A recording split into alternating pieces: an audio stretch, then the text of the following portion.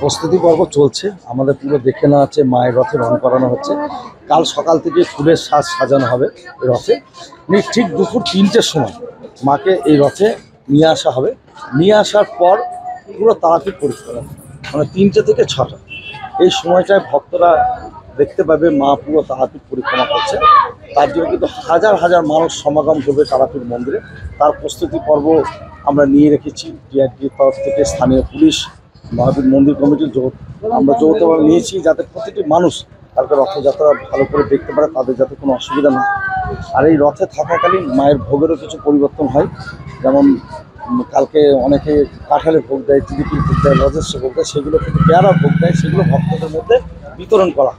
ব্যতিক্রমী বলতে চারিদিকে জগন্নাথ দেবের রথ তারাপীঠে মা তারা, সেই প্রাচীনকাল থেকে হয়ে আসছে। আমাদের কুলদেবী মাই রথে অধিষ্ঠান করে।